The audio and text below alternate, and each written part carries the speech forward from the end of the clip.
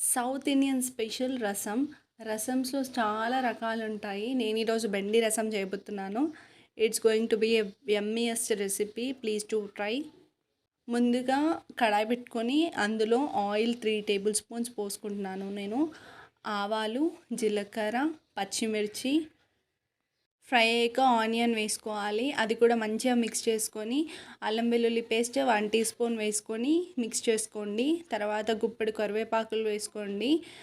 పసుపు 1/2 tea spoon వేసుకొని fry చేసుకోండి. బెండకాయలు యాడ్ చేసుకొని మంచిగా తాలింపుతో కలుపుకున్న తర్వాత మూత పెట్టి మీడియం ఫ్లేమ్లో 5 మినిట్స్ కుక్ చేసుకోండి. 1 టీ స్పూన్ సాల్ట్ యాడ్ చేసుకుంటున్నాను. సాల్ట్ మాత్రం మీ టేస్ట్కి తగినంత యాడ్ చేసుకోండి.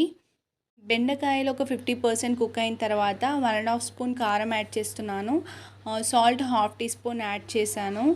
అండ్ ఇవి మంచిగా మిక్స్ చేసుకున్న తర్వాత ఒక 5 మినిట్స్ లో ఫ్లేమ్లో ఫ్రై అయ్యాక నేను 1 కప్ చింతపండు రసాన్ని యాడ్ చేసుకుంటున్నాను. అంటే ఒక నిమ్మకాయ సైజ్ అంత చింతపండుని తీసుకున్నాను నేను రసం కోసం.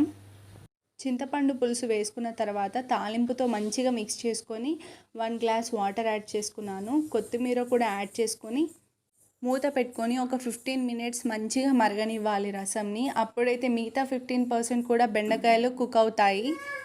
1 టీ స్పూన్ ధనియా పౌడర్, 1/2 టీ స్పూన్ కొబ్బరి పొడి, చిటికెడు మెంతుల పౌడర్ కూడా యాడ్ చేసుకొని మరగనివ్వాలి రసంలో.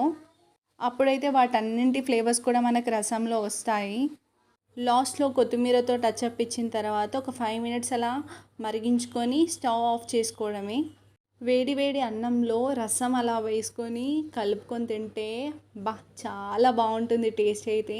చల్లచల్లని వర్షంలో వేడి వేడి రసం వేసుకొని మీరు కూడా ట్రై చేసి ఎలా ఉందో కామెంట్లో చెప్పండి.